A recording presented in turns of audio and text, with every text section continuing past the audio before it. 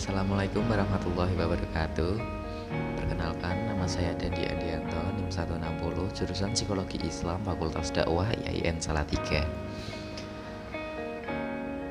Yang pertama, saya di sini akan mepresentasikan sebagai nilai UAS saya terhadap mata kuliah tafsir ayat psikologi. Di sini saya akan memaparkan sedikit materi tentang tafsir Al-Quran mengenai penciptaan, pertumbuhan, dan perkembangan manusia. Apa saja yang perlu atau mungkin ayat-ayat Al-Quran yang bisa ditafsirkan mengenai penciptaan, pertumbuhan, dan perkembangan manusia. Oke, yang pertama saya akan membahas tentang hakikat apa itu penciptaan manusia. Manusia merupakan makhluk yang paling sempurna yang diciptakan Allah. Manusia merupakan makhluk yang dibekali oleh akal oleh Allah, yang menjadikan manusia dapat berpikir, melakukan perbuatan yang dapat dikehendaki oleh manusia sendiri. Terlepas dari itu, banyak sekali firman Allah yang memberikan statement, kayak pernyataan kepada manusia apa hakikat manusia itu diciptakan. Dalam surat Al-Baqarah ayat 30, Allah menciptakan manusia untuk mendapat untuk menjadikan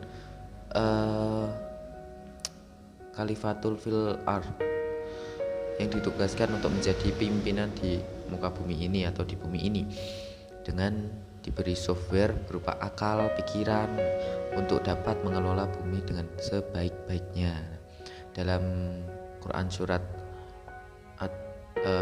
Ad-Daziyat itu ayat 56, manusia juga diciptakan oleh Allah dalam rangka untuk beribadah kepada Allah.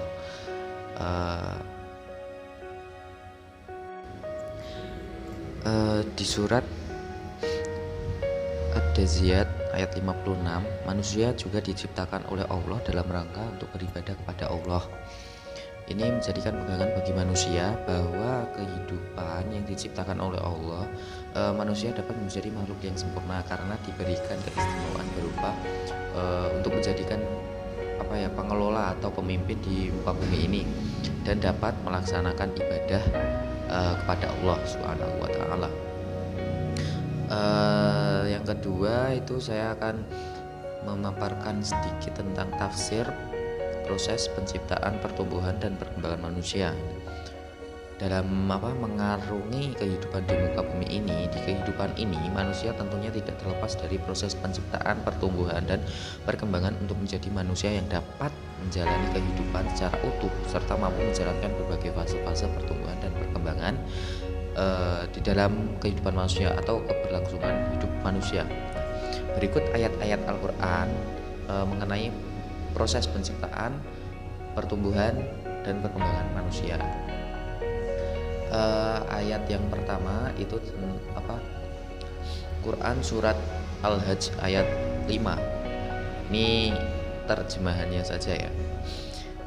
Terjemahannya itu, wahai manusia, jika kamu meragukan lagi kebangkitan, maka sesungguhnya kami telah menjadikan kamu dari tanah, kemudian setetes mani, kemudian dari segumpal darah, kemudian dari segumpal daging yang sempurna. Kejadian ini ada yang sempurna dan tidak sempurna, agar kami menjelaskan kepada kamu bahwa kami tetaplah dalam rahim menurut kehendak kami sampai waktu yang sudah ditentukan. Dari Quran surat Al-Hajj ayat 5 ini dapat dijelaskan bahwa manusia itu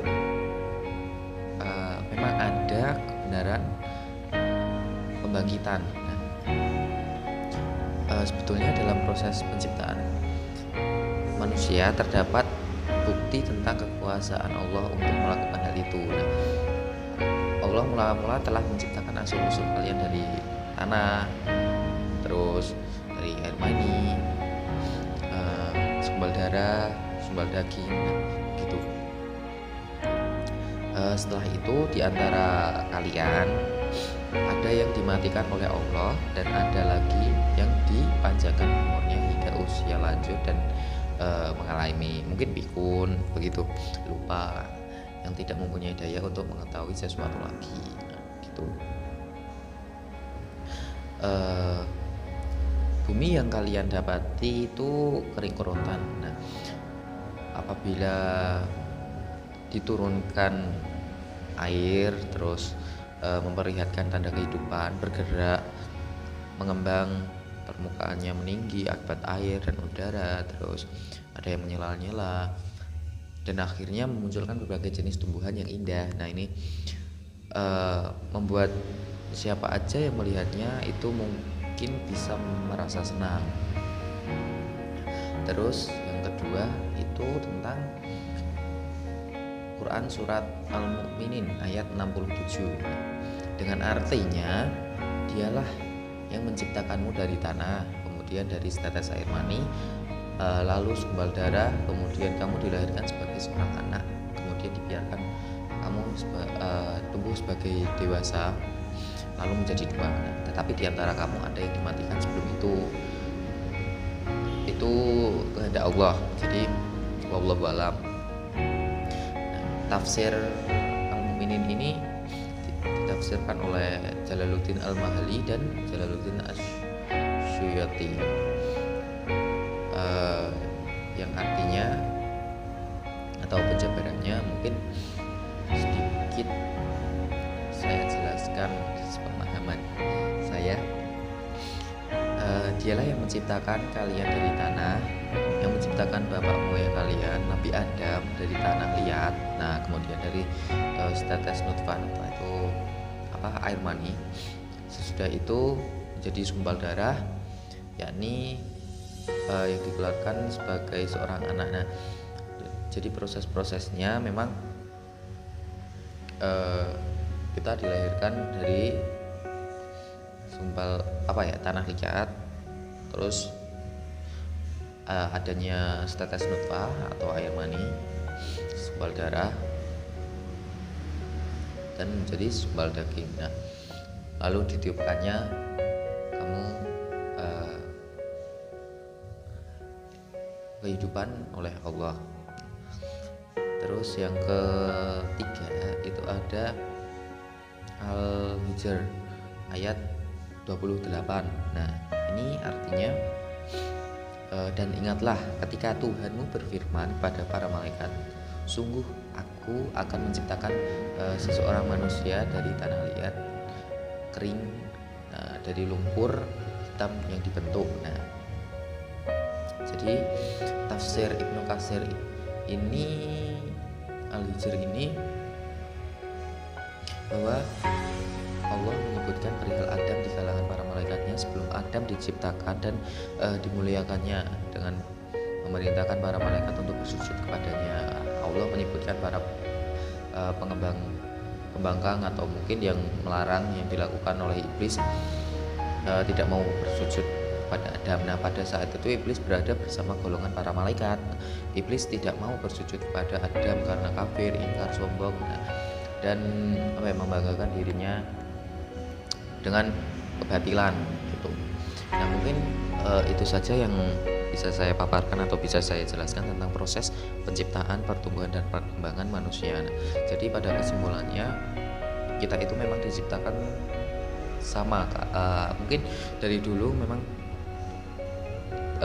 dari tanah liat, terus dari segumpal daging. Oh ya, sebelum segumpal daging itu ada setetes nutfah atau setetes air mani yang kental, itu menjadikannya daging, ditiupkannya nyawa nanti di 40 hari setelah kita lahir, berbentuk menjadi manusia dan tidak sempurna. Allah menciptakan manusia itu sempurna dan tidak sempurna. Nah, maka bukan berarti kita diciptakan atau tidak dikembangkan tidak sesuai dengan kehendak kita sendiri, tapi Allah tidak akan menciptakan sesuatu yang mungkin sia-sia. Nah, bagi Allah itu mungkin ada kelebihan di sisi lain. Untuk itu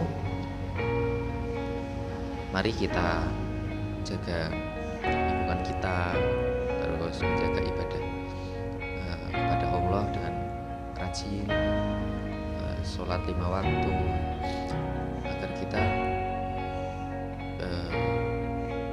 berkahnya hidup di dunia ini gitu. Kurang lebihnya mohon maaf, mungkin ada salah kata atau mungkin salah penyebutan dalam materi yang saya paparkan. Kurang lebihnya gitu. Assalamualaikum warahmatullahi wabarakatuh.